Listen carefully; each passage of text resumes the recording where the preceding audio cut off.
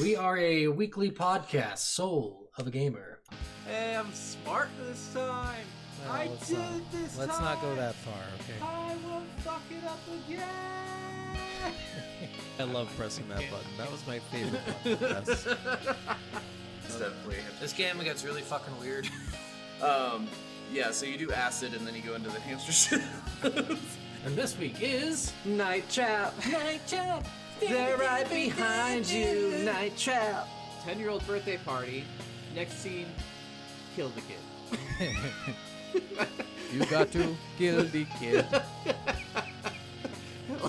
Sha-la-la-la-la-la, car is coming. Throw your body into the car and die. All I could do every time I was playing Ethan was just would start walking around and go, Jason! Oh, God. It's just... Are You Ready by AC/DC? I wish music licensing was free so we could just like play a random song on every opening for this. That would Dude, be that'd be so sweet. so good. I want. What's the rule? It's like 3 or 4 or 7 seconds. I think it's or like something you're 7 allowed to play? seconds. What if we get like 3 songs and each split them by 7 seconds and melted them together? Is that allowed or is that illegal? I wonder. Just make the 7-second song. It's 7 songs or Yeah, however many songs, 7 seconds of each song, and make a song Probably out of that 30 song. seconds. We get 4 songs, the 4 Yeah. very end. We could always choose like whatever at the top 4 songs on the chart every week. There we go. So Then we're it gonna could have be real. Golden every fucking week for the next 800 weeks. Yep. We're gonna be the best podcast out there. I don't know what this is. I listen to good K-pop music, Demon so. Hunters. You haven't seen that shit yet? Get No, I on that listen shit. to real music, so it's hard. No, it's a movie. It's a Netflix movie. Yes, It's I fucking know what so I good. know what it is. I know what it is. Every person in the world is saying, "Oh my God, you should watch this movie because everybody else watched it and likes it." And I get it. Eventually, I got I'll watch forced to the watch it. movie. Yeah. Today is not that day, however. I didn't think it was. Now is not the time. Welcome back, That was everybody. not the time. We're talking about video games, motherfuckers. Let's go. I'm Scott. And I'm Steven. The motherfucker And we are talking about Soul of video a Gamer. games. Well, wow, Yeah. he interrupted me. We are All Soul right, of a go Gamer podcast. Each week we either do a hot takes or we play a game and we tell you about it. We did promise you that we were going to do Undertale this week. However, I Yes. do not have the time right now. So we are doing some hot takes until I have the time. So we hope you enjoyed our last week's hot takes. That was a lot of fun for us. Can't remember what it Yes. is. Don't care what it is. We're not going to look it up. But it was a lot of fun, I'm sure. We normally don't do this for our hot takes, but I really want to do this week because I've been playing this awesome game recently and it's fucking wild. And I'm so excited to What jump the fuck back are we into playing? it. Yes. And like Yes. this game is just so fucking cool. Like this game I'm down, is honestly. I got one too. Yeah, this one is fucking like I didn't know they did this in the early 2000s. I can't believe that these people made this game and it turned out as good as it did. It's got a really fucking long name. Baten Kaitos, The Eternal Wings of something something something. There's probably 9 or 10 words. Yeah, it's like 10 or they remastered it for Switch a few years ago, I guess. I didn't know that because I'm emulating it, which is much better. But it's a fucking weird ass game. So it takes your current clock into a lot of like it's kind of like the original Animal Crossing. It's taking your clock as a very good means of keeping track of time. So in Animal Crossing, you could change your clock and then that little mole dude would come out and yell at you and say, "Hey, don't change your fucking clock, asshole. This is not cool. You can't keep doing this." And then that's all he'd do. Okay. Just an empty threat to make people not cheat and make it be your birthday every 5 minutes so you can get $1,000 from mom. I mean, that's fair. That's fair. Yeah.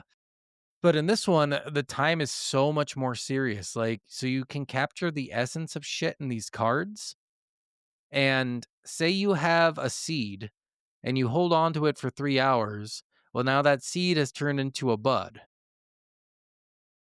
Right? And then if you hold on to it for 10 hours, it's now a full-grown flower.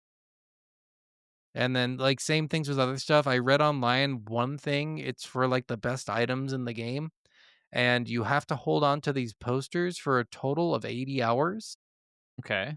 In-game time, real time. Jesus, that's Real time, ridiculous. 80 hours, yeah. Okay. So, like, Okay, a so lot like of 4 people just days. leave their game on for 4 fucking days and Yeah. let it go because it Yeah. reads and, I'm playing it on the computer, so I can't just change my clock that way. But, Yeah. um, That's but it ridiculous. and it tracks, like, seconds in the game, so you can't just, change the clock and then fucking go back in and expect it to be this new time or anything. It's how long you've been playing the game, which I think is crazy. So So it they have things only like that. goes clock ticking while you're playing. You can't change the Yep. clock to Y advance the y time. Yeah, and, That's like, it's just crazy. it's so, and that part is crazy, but the crazier part is how interesting the fucking cards are as you let them age. Like I got a bamboo shoot, and it healed me, right? That was the bamboo shoot, and then the bamboo shoot turned into a bamboo rod, which now I can attack with, and then at the end of its life cycle, it's a bamboo, fishing pole. And I don't know for sure. I keep getting these rotten foods in my inventory, so I think the fishing pole eventually rots out. Isn't that fucking weird? And then you have these combos you can make. So it's an RPG with the cards. So you're constantly leveling up and you can make cards by playing cards. So right now I tried one where I had a rice wine and a low elemental fire ability. And if you use those 2 in the same set, it creates lukewarm wine, which is an additional card Hmm. you get just on the Okay. side. And it has kind Interesting. of they always, kinda combine effects a little bit. Although that one, I think, just cures freezing and then gives you resistance to freezing. So there's stuff like that. It's fucking crazy. Like, it is insane how fucking intricate this is. So is it like a deck building game? Is it like a roguelike? What kind of style of game is it? It's actually turn-based RPG, kind of deck building game, kind of, but you're also leveling up your personal character. You do have attack stat still, so your card values actually go up based on your level. There are clearly better and worse cards, and on top of that, it has a collection aspect to it. There's all these combos you can do that are pretty much hidden unless you're doing what I do. I'm not gonna try to figure out all these fucking combos. I'm just gonna use a guide to get them all. Yeah. I mean, this game already so again, the biggest thing in the game is you have to hold on to these posters for 80 hours and they turn into something really cool and you trade those in to get like the best items in the game and you have to do that twice. So that's 160 hours you have to spend playing this fucking game, right? So this game is already long enough. I think that's the point is there's so many combos because you're playing this game for like 4 or 500 hours. That's insane. So it Right? kind of But just it's forces a grind, like an yeah, extreme grind of just and it leaving the does, PC but on. it's fucking cool too. It's like you can get any God damn. item and it can turn into another item and you're like, "Oh shit, I didn't know it was going to turn into this. This is so cool. This flower turned into a fucking sword. That's sweet." The game that the electric companies made to keep your electricity running for weeks on end. Yeah, but I will it's by the same people who made Xenoblade Chronicles. Oh, okay, So this okay. was their first foray into a big like action RPG and they did a phenomenal job on this game. There's 2 of them. There's this one and then Baten Kaitos Origins, I believe, and I think Origins is before this story. You learn like why some of the bad guys are bad guys, I guess. But it's extremely it's a fucking cool game, guys. If you haven't played it, I would highly recommend going out and playing it. It's really I don't think it's a game we'll ever jump into on the podcast just because of Fair. how The long it how long? is. Yeah, yeah, Yeah, for sure. you would have to play this game and then talk about it after playing it for I don't know, 6, 7 years. Yeah, at least like to be able to get through like half the game within a week's time or so, or Yeah. 2 weeks time for us to be able to do the podcast. Like we want to put 10 to 20 hours, 5 if it's only like a 10-hour game maybe, but at least get halfway through the game before during a Yeah. review. So on these And games that that are 400 hours, yeah, we're not going to do that shit. Yeah, no way. And this one, it's fucking amazing though. Like seriously, I would recommend everyone, including you, Steven, go out and play it. You Okay. would like it. Emulate it though. Don't buy it on Switch. Don't waste your money with Nintendo. Fair. That's a fair thing right now. But yeah, for me, the game I've been actually playing a lot this week is actually Plucky Squire. Plucky Squire. Plucky Squire. It's a Like, is he very a squire who's very plucky? he is very plucky. Yes. Okay. his, his name's I'm picking Jot. up what he's putting down. This is a very meta game. It's very like it's an easy kind of game that anyone could probably 100% on your first playthrough of the game. Okay. But it's one of those games. It's a game that's inside of a storybook. But then Okay. I like the that. villain of the storybook realizes he's in a storybook by finding a ritual textbook inside of a mountain that says that this is a storybook. And then he decides that he's going to break out of the W- storybook When did this game come out? just a couple years ago. Damn it. So you're saying that Expedition 33 stole their idea I from think Plucky. it was around the same time. I don't know. Well, you said a couple years. Expedition just came out like last year, I think. So if that came out in 2023, Expedition 33, I mean, it's not like that concept hasn't been around for Oh, for literally ever, sure. right? Like Lucky the Squire came out character. 2024, so last year. Okay. So yeah, they probably came out around the same time. Yeah, Um, like Deadpool, I mean, he's been the third or fourth wall breaker for Breaker. Yeah, decades. yeah, So for sure. This game is really kind of fun though. It's kind of like it actually plays a lot like a Zelda game. It's kind of got puzzles like a Zelda game, but like you actually can like hit the text in the sentences of the book and you can pick them up and rearrange them to switch the things in the story. You can also jump out of the book and switch pages and grab things from other pages, like go back to the past and grab an item. So it's kind of like a link between worlds in a lot of way. It's so fucking cool, and the humor is actually really meta and pretty funny. Like, I just got to a section, like, probably halfway through the game where the wizard and this girl are talking, and the girl's like, "So you're telling us that we're, like, characters in this book, so but the guy who wrote this book, Sam, he's, like, a real person? So there's real people out there?" And he's like, "Well, we're all real in our own relative terms, you know? Like, they're real to themselves, and we're real to ourselves. We're all real in our own ways." Um everyone's real here. and then he's like, "Oh, and actually, I think I can make a couple of people, maybe one or two people out right now." And then he like turns towards the camera and actually waves to you, and he's like, "Hello there." He's like, "I don't know who you are, but I feel like you're supporting us, so I want to say thank you for that." Fucking weird. Okay. It's so meta, but it's got like a lot of charm and a lot of humor, and it plays a lot like a Zelda game, and it goes from 2D to 3D, and it feels like Mario Galaxy mixed with Zelda Between Worlds, and it's so fun and inventive, and it's cheesy and cute, but it's like really child friendly too. Like anybody could play this game really easily. Like it's not a hard game by any means, but it's a good play. All right. I'll check it out. Sounds pretty cool. Yeah, yeah, it's fun, fun. All right. Well, we're going to get into what our hot takes are this week. Yes. What are we doing? Microtransactions and AI companions, two very, Dude. very hot topics. Dude, that is not what you told me we were doing. Yeah, I did. You said we were doing the dance of the fire lily people and pornos that should be available to children. Now, I thought those were very controversial. I thought they were controversial, but you insisted on these two things. So I don't know what the hell is wrong with you. And in fact, for that second one, we were going to have a serious conversation. I got actual help. You don't know this, You but should right get- outside your door right now is like an The entire psychic- group of people Oh, dude, I for should one of hope those. so. What are they called when you surprise people to figure out their Oh, addictions? oh God, what? The whole TV show is based on it, man. They're outside your Yes. door right now. Why can't I think of that either? That is. I'm trying to tell you, go answer your front door, motherfucker. Okay. Yes. Everyone, if you can wait outside real quick, we got a podcast to record. But then I will talk to you about my problem that I apparently have because it's a serious, serious fucking problem. They said they'll wait. All right, guys, we are actually doing microtransactions and AI companions. AI. Would you call them companions? Yeah, I guess companions is a good word.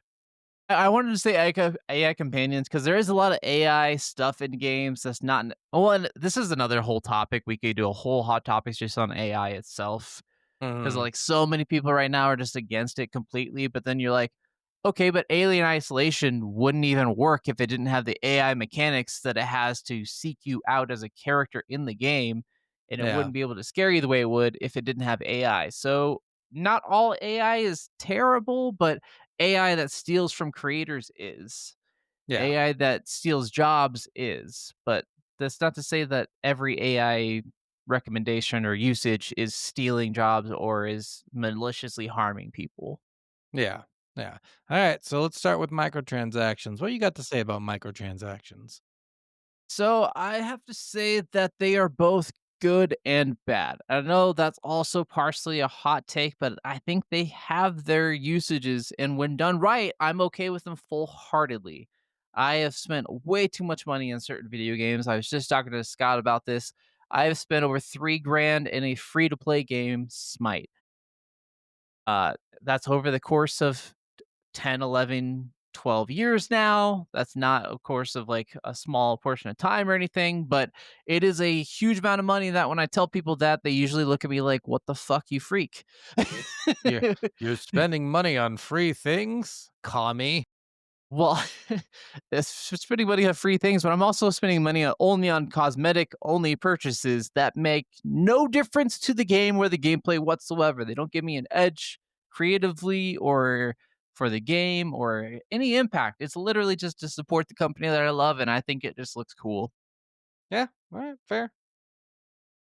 You know, my thing about microtransactions is I think there is a place for them. I think in Yeah. certain games it's awesome, but I also think they get abused so much. Oh, it's so easy to abuse microtransactions. Yeah, you could be playing like a phone game and they could start their microtransactions by saying, "Hey, for 20 cents, we'll give you these 5 things." And you're like, "Oh, you know what? I can spend 20 cents." And then Yeah. they up it to $1 and you're like, "A dollar's still not too bad." Yeah. But within a year, you're almost guaranteed those fuckers are going to up that shit to $20 purchases.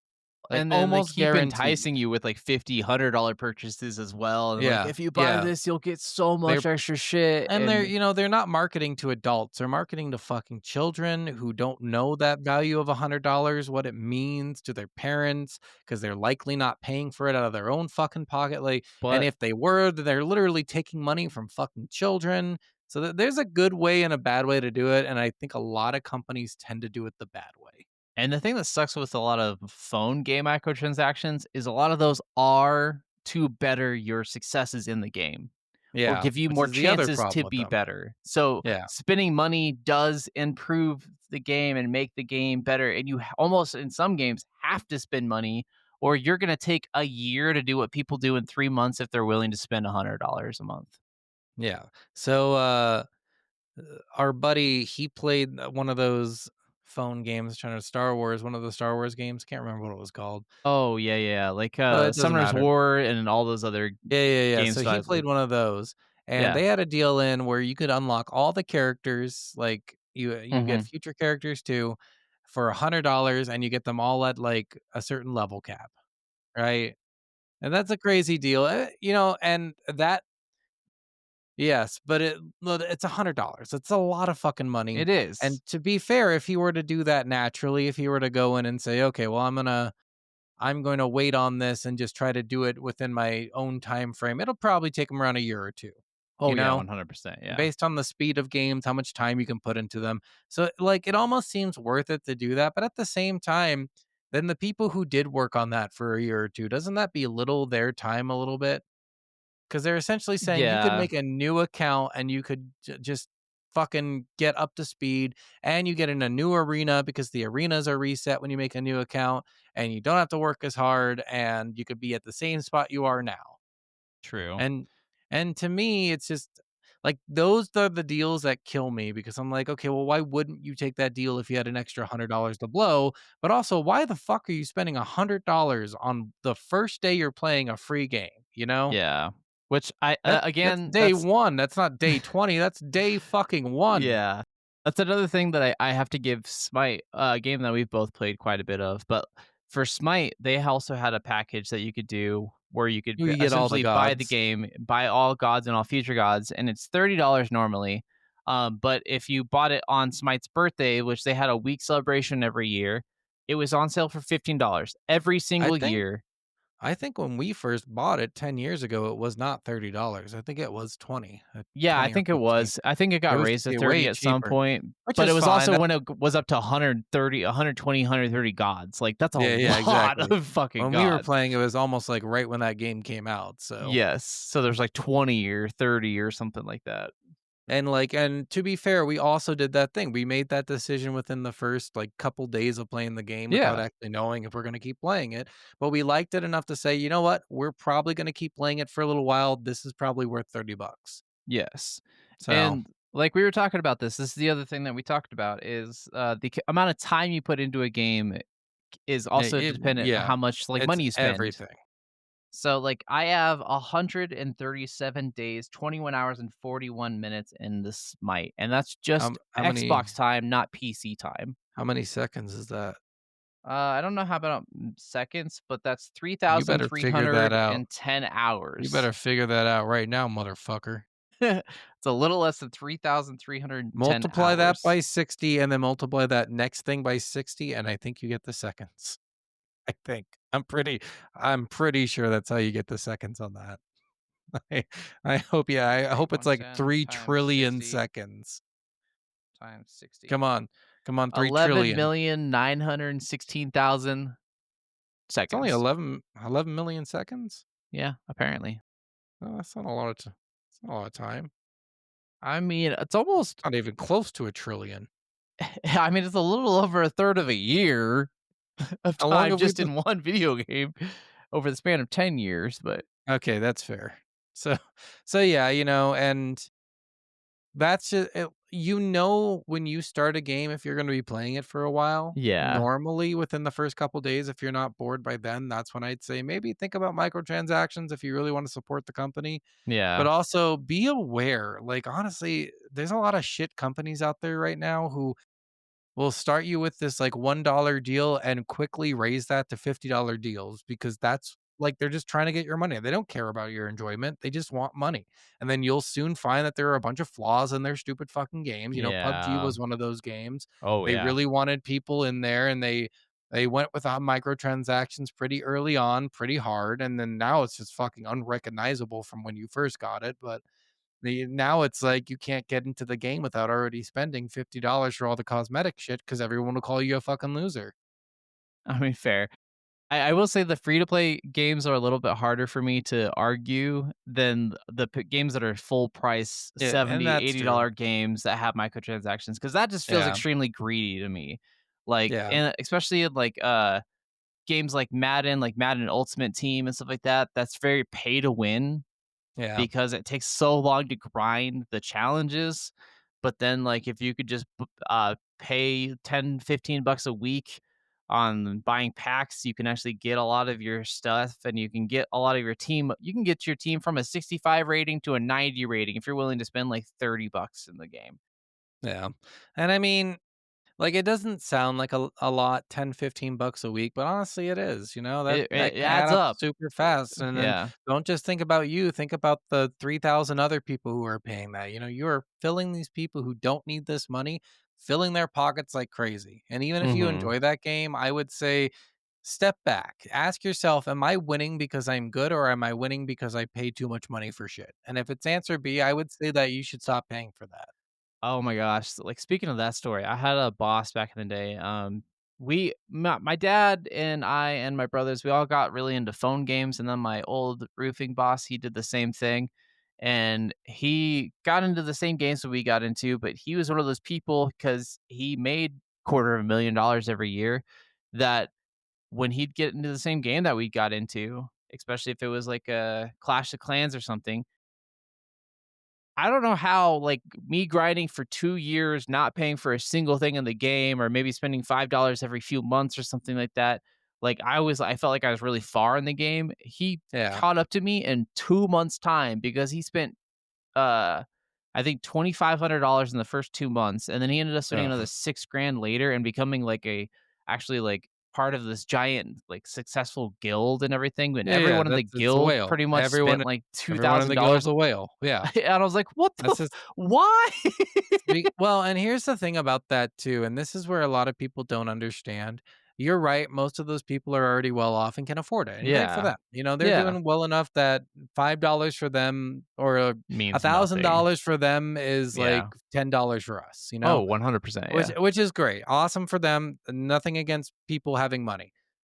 But what a lot of these people also get, there are people who say, I spend this much money in the game, and it turns out they're just plants, right? They're planted by the game owners to say, no, spending this much money is good. It'll get you this and that and this and that. And that's the other thing. They're very mischievous, and there's no proof of this, but they have seen like the bots come out and they're like, oh yeah, Mhm. this guy's for sure a bot, and the bot is trying to bid for shit that normal people don't want, but making it like super valuable for some reason. You'll see that on those dumb sites. God, I heard about these years ago where they had like the site where you could pay $1 for a PlayStation or something. Oh, jeez. Um, and it was like it's one of those auction sites, the same thing. Oh. They have bots in there to start a price at $1 and then quickly get it up to as near as the price that as they bought it for as they can, you know? And that's just what they do in these games too. They put bots in, they hire people, play the game, act like you spend a bunch of money. We'll just give you a bunch of shit, and then we'll tell you what to say and make it look like spending money is the way to play these games. Yeah, it's really cheesy and really fucking like disheartening to hear because I don't feel like people should be paying this much money for games at all. Yeah, and this is where it gets like really dangerous for me because like a lot of the times if you're paying for these full price games and then having to pay to win, it gets really gross, it gets really dangerous, it gets really way too Mhm. competitive, it gets real toxic super fast. Whereas if you're just having like free to play games that are cosmetic only purchases, like I will never get mad at any video game that has a cosmetic only purchase because Yeah. that is only for the person who wants their shit to look like a different character or their gun to look like a different color or anything. Like, and even that can get egregious sometimes. Like, I don't know if you heard about Dead or Alive 6's cosmetic purchases. It is one of the most egregious. They have over I think it was over 1,000 items for sale that are microtransactions in that game. Nice. And, to buy them all, it was some obscene amount of money. It was like tens of thousands of dollars. And the stupidest part of it was to even change your character's hair color would cost you, I think it was just $2, but you couldn't change it back to the original hair color you had. You had to pay another $2 to switch it back. Oh my god. Like, What that's is how the point in even egregious. selling games like at this point? Why Yes, not just yeah. make all games free and then really dive into the microtransactions? Why even sell them for prices, Like what is the fucking point if all you're going to do is micro?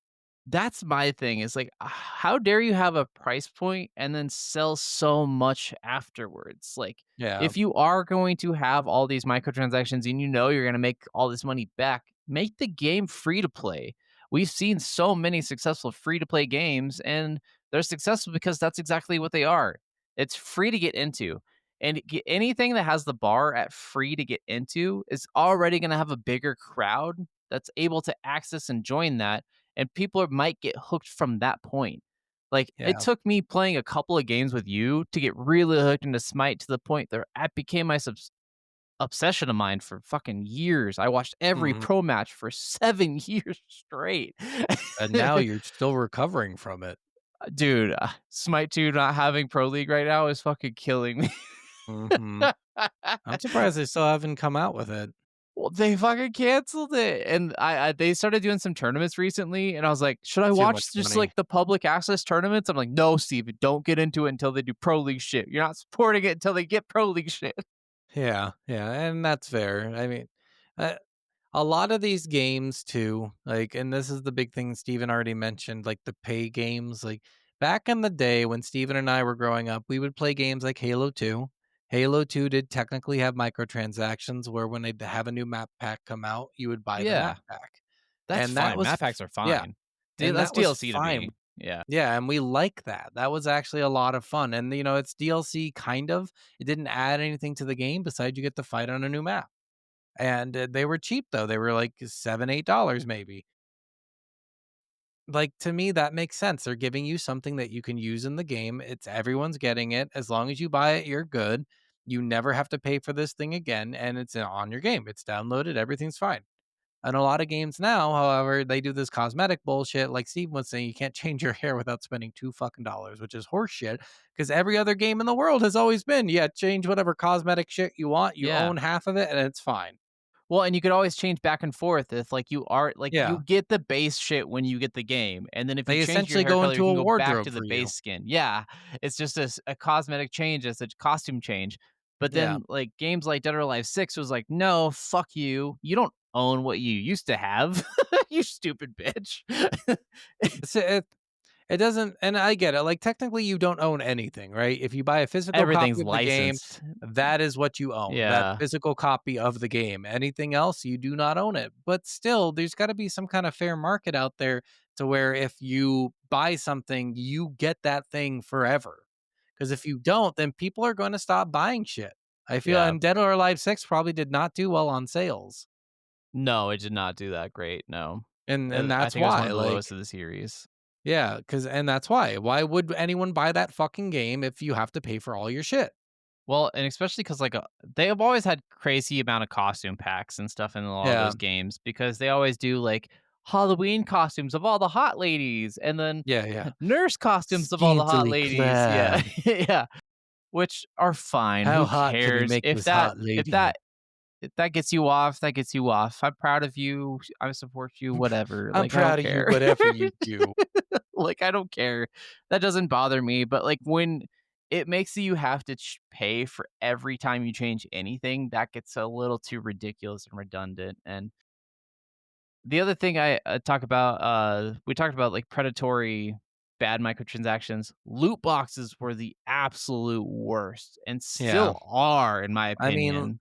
Overwatch, I think, was the one who started that, right? Yeah, that was like the Overwatch was the main big, big one. Yeah. yeah, they had the big loot box stuff going on, I think, in Well, the and first game. Battlefront 2 Battle was that came out horrible. after. I That know, was but that after. was another horrible Yeah, example. but I think Overwatch learned pretty quickly that people got pretty pissed off that they have to pay for loot boxes and then eventually just made them free. Yeah, either that or you could earn them or like every game after all of that happened had to give you the percentage rolls you were going to have to get rare items Yeah. and shit like that. So it's Yeah. like you can buy this $5 box, but you have a 0.2% chance that you're going to get this mythic rare. Yeah, it's like Apex Legends right now. People fucking like when it first came out, it was great. You could use your coins to buy the next battle pass. You only had to pay Oh for one battle yeah. pass, which was Yeah. awesome. Like cosmetics were cool enough that people wanted to spend some money on them, and then they just went ridiculous. Instead of making the cosmetic for sale, well, now you have to buy these 15 things and get these 22 items, and if you don't do that, you can't buy the best cosmetic that you want. That is a thing that even Smite did that was a little egregious where they'd have these Yeah. $100 bundles and you could only get this tier 5 skin if you got the $100 bundle. Yep. But you have to buy all of it to get that one skin. Even though that one skin probably only costs $20 and you're getting a shit ton of value for the rest of the set, that doesn't negate the fact that you're locking people out of it for such a Yeah. huge price tag And that's more than what if most people pay for a nobody game. what if one person really wants that skin but wants literally nothing else in that set? Let them That's have not. it. Yeah. Yeah, Like it's one of those dumb things. Microtransactions have always been just the stupidest thing you could do if you do it wrong. Again, like doing it right, giving $1 deals here and there, honestly, you'll make more money from the $1 deals over time than you will from those $20 deals. I mean, the biggest selling microtransaction for the longest time was just the fucking horse from was it Morrowind or Skyrim or whatever, the first DLC. Like it was a $3 horse armor that sold millions. God Worth. damn. It It was was probably Morrowind ridiculous. then. Yeah, I think it was Morrowind, Yeah, but it would make more or sense for Oblivion, Morrowind. Well, didn't Morrowind or Morrowind maybe it didn't was have. Oblivion. Then it was I think it was Oblivion. Then Oblivion it because was Morrowind Oblivion. didn't have horses, I don't Yeah, think. I think it was Oblivion because it was before Skyrim. But Yeah, Oblivion would make the most sense. yeah, but All yeah. right, well, that was microtransactions. We're kind of iffy on them. I think when done right, they're great. When done wrong, they're just the worst thing you could do to a game, and it will possibly ruin your entire fucking franchise. But tell us your experiences with microtransactions. Do you think they're all bad? Do you think some are good? Are there some of microtransactions that you're super happy you got to make those purchases for? Are there some that you're just like, man, I regret making this purchase for? Tell us all. I want to hear it all. Yeah, I want to hear the ones that got you prostitutes too. Oh, I bought yeah. this $3 skin and it came with a prostitute later that night. Yeah, if you found that game, let us all That's a know. crazy deal. That's awesome. All right. Now What she did country have are you AIDS. in? Oh. I'll wear a condom. It's Or he okay. did have AIDS, Oh. depending on who Oh, you yeah, I got. mean, it could be. I mean, still, I'll wear a condom. Yeah. All right. All right. All right. AI Let's companions then. yep. Let's jump into AI companions. Go ahead and get us started. What do you got? Yes. So obviously, there's a lot of good, there's a lot of bad. There's beloved sidekicks in games like Elizabeth in Bioshock, but then there's really bad ones like Ashley in Resident Evil 4, where it feels like babysitting. So let's just talk about kind of the goods and bads and do we like them? Do we not like them? Do we like the immersion or do we like playing games solo? It's weird about AI companions. Like, this is one of those weird things, right? So, when I played Knights of the Old Republic, you can technically have AI companions.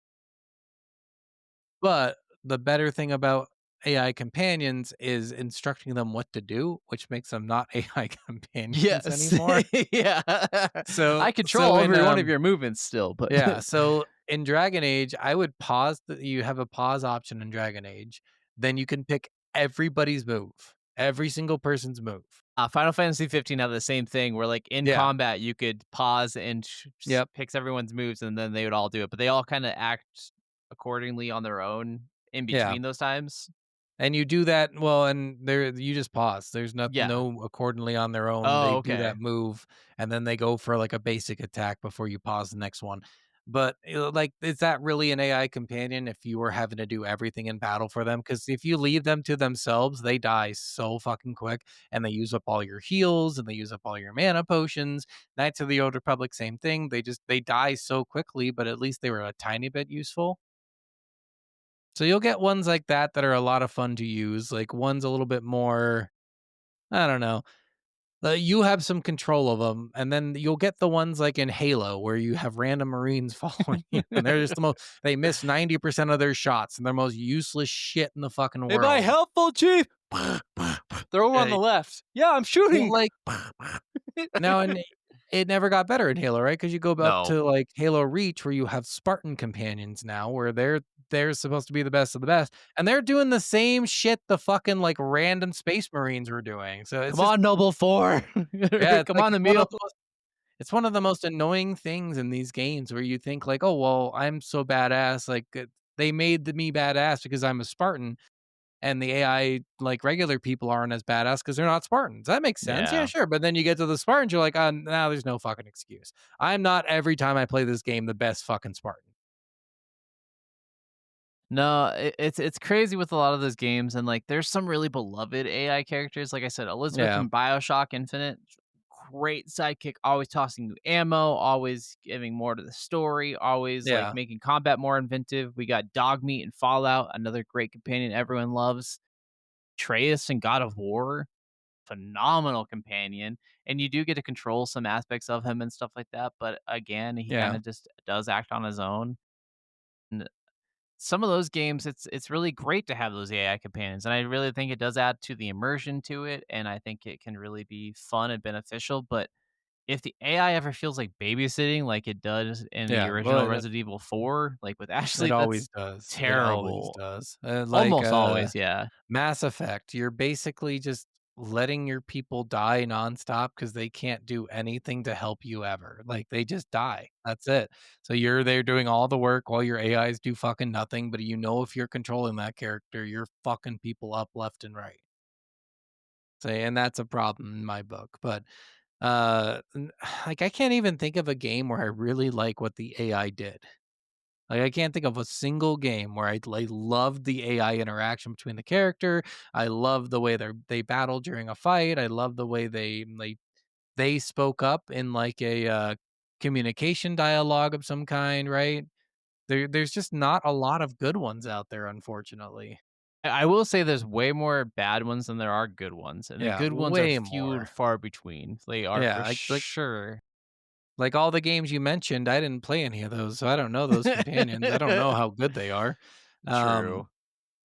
God, I'm trying to even think of one fucking good one right now. What's a good AI companion that it's like at your fucking hip doing shit for you? And there's Like nothing that comes to mind. the Far Cry animals, I think those are still like you do give them kind of commands of, like go attack that person, but I Yeah, think they are because they do act on their own outside of that. Like if you send them into a group of 5 enemies and you say attack that one guy, he'll attack the other 4 too.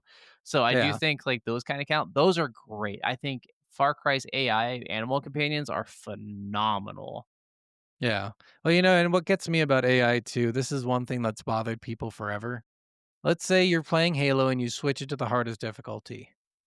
Now, the AI goes up in scope and practice of what they can do. They'll hit more headshots, they'll miss less shots in general, they'll have stronger shields, but your people have none of those benefits.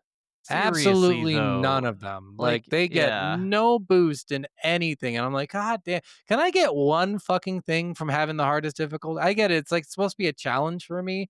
At the same time, I wanna see some kick-ass Marines then in Halo if that's gonna be the case. Seriously though, like it should buff all sides. It shouldn't just buff one side. Like it Yep, should but it make the game just more realistic. And I think but it that's what never like does. no, it never does. It makes It it way never more does it. ridiculous. Yeah, it's so fucking hard. Yeah. I know like they can also really break the immersion of the game if they're glitching, if they're like running into walls or if they like keep walking past and alert enemies. Like if you're doing a stealth section and they don't crouch behind you, they walk out and they get seen, and then all of a sudden you lose that whole section, have to start the whole section back over. Like they can really break and make the game super frustrating too, which always Mhm. sucks. And I mean, outside of maybe what's her name from, what's that game you like? No, Ellie. Yeah, so in the first Last of Us, I think you're hanging upside down, and all game you're like, "Man, I wish I had more ammo. Man, I wish I had more." She's just throwing you stack after stack of ammo. There's that one part where she's useful, and that's about it in that game. Oh, I'm sorry, did you have to push her on a fucking board while in water? She can't swim. That's part of her Yeah, character trait. fuck her. Fuck her.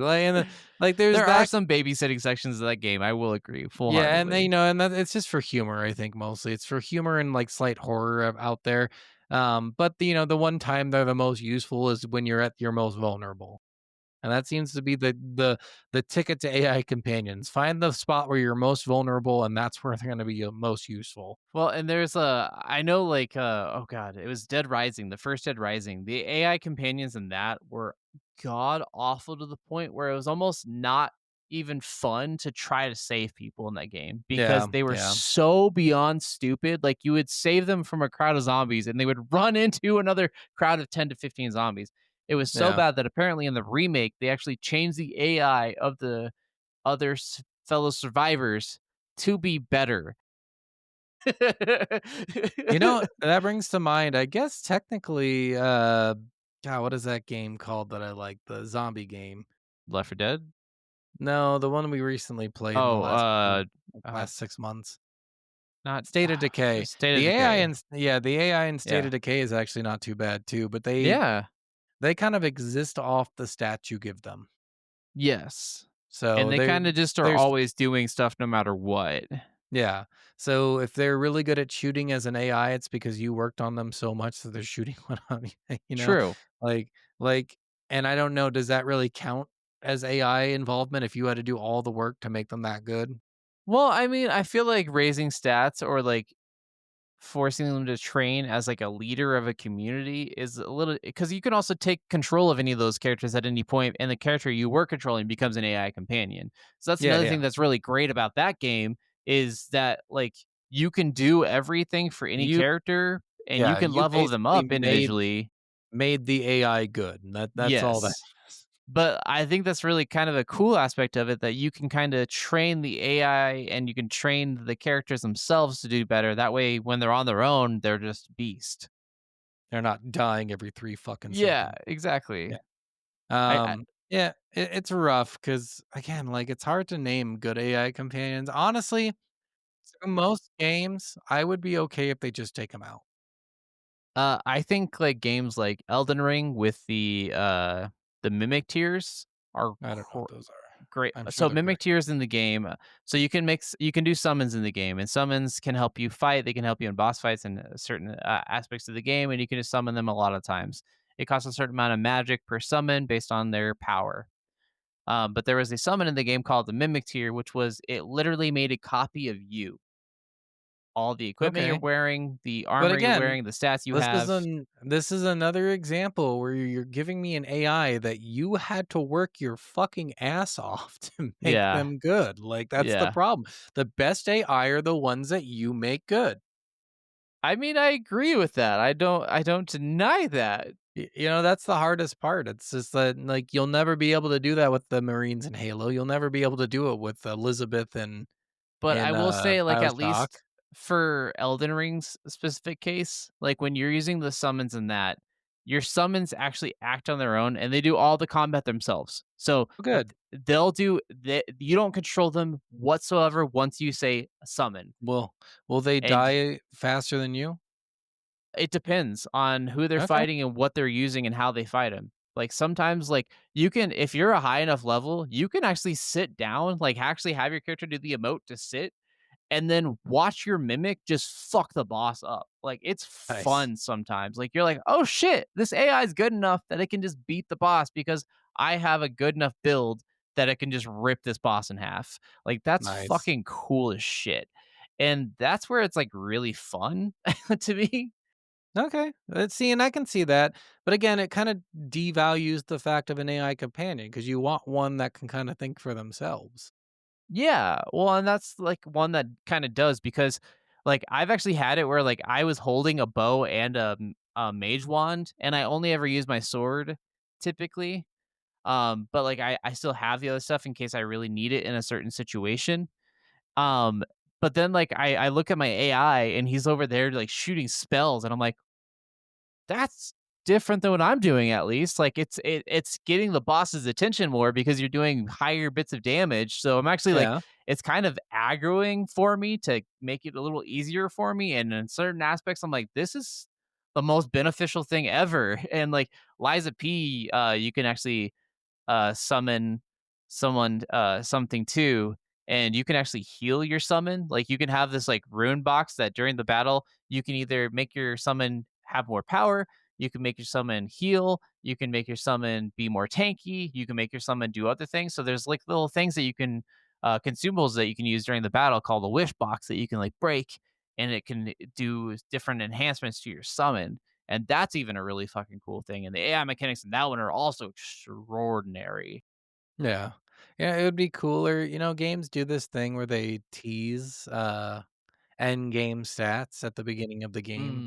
See Yeah. kind of like, oh yeah, that you can get to this point, which I kind of think is cool for some games. Yeah. Not for all. No, all games don't need that, but some of them it's really cool to see I where love you're. stats at the end. Yeah, yeah. See, and you can see where you could be at. You know, why don't they do that with AI companions?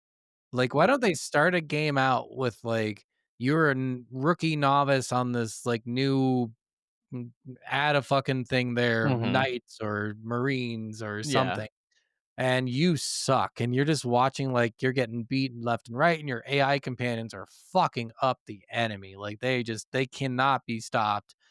And one of them just looks at you and says, "Don't worry, Rook, you're gonna be like us one day too." You know, that would be a sweet fucking, like, That's kind of tease hilarious. into it. Yeah. I think that would be a cool way to use AI Which companions. that leads me into another thing that I think kind of frustrates me sometimes with especially like games like Elden Ring and Liza P is when they steal your kill. Like when you're in the middle of a boss fight and you've been fighting this boss, you've fought it 20 times with your mimic or your summon even, and you're like, man, I've never even gotten him down to half. And then you finally get him down, you're like about ready to hit him that last hit, and your fucking summon, your AI companion, steals that kill. You're like, you motherfucker, you go fuck yourself. I worked for Well, I this mean, shit. it's kinda like you doing it, it's just a fucking mirror of you It at that never point. feels like it's you, dude. It always feels like you're fucking getting scammed and you just got ripped off and you didn't earn that victory. It always feels so bad. My wife feels the Alright. same way. We laugh so hard at it every time. Like we Fuck always laugh you. about that. We even when we play with each other, we always go for that last hit and we always like cuss each other out like "fuck you." I wanted to hit him. That's I like wanted nope. to punch him in his dick I'm today. What sorry. do I you wanted to get make sure we to? won. You suck so bad, I have to do it. Not that bad. Not that bad. But No, she sucks, bruh. She sucks. actually, Jit's pretty great at a lot of video No, games. she She's sucks. pretty good at some. Oh, She's pretty God. decent. No, you suck then. I suck at platforming. That's You not a suck question. so bad it's making her look good. Sometimes. Gotcha. Yeah, I mean, again, I think I'd be okay if we stopped doing AI companions. Like, you can still have a companion person. You know, we played a game, the stupid like Journey to the West game. I can't remember what it's called Oh, now. Odyssey. Something. Odyssey? It's Yeah, something like that. I Enslaved. got it. Odyssey. Yeah, Enslaved. Yeah, Yeah. Enslaved, which was really good. And you did have a companion who was like talking to you, but that companion never traveled with you. She Yeah, never she did never like anything. fought with you. She always just like Yeah, was there for which was cutscenes perfect. Like, and she was there for like weird stuff too. You for could being use her to hot. like, yeah. But it was a good idea of them to have her there as a emotional character, as a comic relief character, someone who was there on the side saying things but not being like actively part of your like actual video game journey. And that was a cool AI companion because you don't have to rely on them for anything. You're not babysitting them for anything. You're not like you don't get mad when they don't do something right. I So mean, that would be a great way for them to keep doing it. But adding them in where they have equal say in things that you do is probably not the best idea. I think in games where it's like you and one other person, a lot of times AI companions aren't great. Yeah. I think in games where it's really difficult combat, like I was saying with Elden Ring and Eliza P, those games are special cases where those are really there for people, especially for people who struggle with the game. Those are great Yeah. mechanics to help. And even the creator of the game says he uses them because it's the only way he could beat the game. So it's really fun in those aspects, but I think in like terms of like giant scale stuff, like unless you're playing like a Age of Empires game, like almost everything and that's just AI Yeah. stuff that you're just like fight and they just fight and it's kind of like risk rolling the dice to see if they win or not. But like a lot of games like that, that's totally fine. You don't think about it, but you think about it really in the times where it's bad. And I just really like we've gotten to a point in games where I'm like, why is there still bad AI systems? Why is there still a bad AI character that feels like babysitting? Why are they glitching so much, running into walls? Why are they so bad at alerting enemies? Why do they aren't helpful at all? So like especially going back and playing a lot of old games like we've been playing a lot lately, some of the really older AI systems were terrible. And every one of those feels like you're babysitting. Every single fucking one feels like you're Yeah. babysitting. Yeah. And like, there's a good way to do AI companions, but most people don't want to do it that way. So, and I think for some games too, like having an AI companion can kind of shift a little bit. Like, I remember when I was a kid, I'd play Mass Effect by myself, and Mass Effect isn't by any means a scary game, but it can be when you're not ready for some of the jumps that come out. Fair. And like hearing the random voices in the background have a conversation with one another was nice Hmm. because it makes you feel like you're not alone in the game. True. You Yeah. know, I will say that there is a place too for that, where maybe it's just for companionship for you as a person playing that game alone. So you could look at it that way, but other than that way, there's no point to them. But yeah. That's pretty much all I have to say. Is it anything Yeah, else you want to say that's on it. the topic? That's it for me. Yeah. So I just I want to mean, say I guess really fast, we should talk about the AI companions in Baldur's Gate 3. Yes, they're technically AI companions. Yes, they just follow you around and say things, but you control literally every other fucking thing they do. So we do and not they're all count. scripted. Like that's the other thing too. A Yeah, lot of AIs that's really like scripted events, I don't really consider them to be AI because it was a whole yeah, scripted story, not like they were yep, acting and yep. partially from the story. I'm really talking about the AI companions that like in those moments They're they act scripted still, but but they they're they do scripted based off things. of you or they're scripted based Yeah, off of your movements or they're scripted based off of like certain if events. if monster guy comes at you with forward lunge Yeah. attack, 30% Try chance to you're gonna move dodge. Yeah. left, 20% right, 50% chance you're gonna get hit. You know, that's what we're talking about. Yeah, exactly. So stuff like that. But yeah, it's really funny how both microtransactions and AI companions both come down to balance, I think. Done right, they enhance a game, but done wrong, they make you want to uninstall the game. They're just terrible when they're bad. So And it's they're ugly. yeah, it's one of those things that you really And have they're to do it stupid. just right, and it's really And they're hard to kind of know what that fat. is. And I was then wondering how long you're gonna keep going. I was like, I can't keep a straight face any longer. and what's the term from Stranger Things? They're mouth breathers. There's They're I fucking mouth I breathers. forgot about that. I've only watched Yeah. up to season 3, I think. So I'm rewatching it all because season 5's about to come out, and I just love that show so much. it was one of those things So that I felt so fucking good. really repetitive after every season. After a A little while, bit, but it's still fucking it's awesome. It's great. Season 4 was just way too much for me though. God damn, that was so dark. fair. It's dark. It's super I heard it's fucking pretty dark, but like that one seemed like the most interesting because of the villain for me. But like, Yeah. Vecna. yeah, I really enjoyed the first season a shit ton. But Yeah. All right. Well, that was it. That was our go-to. Sorry, I interrupted his spiel yeah, you're with a good. lot You're of comments about AI and how fat and ugly they are. They can be fat and ugly. They can be. All of them are. They just are. What you buying? What you selling?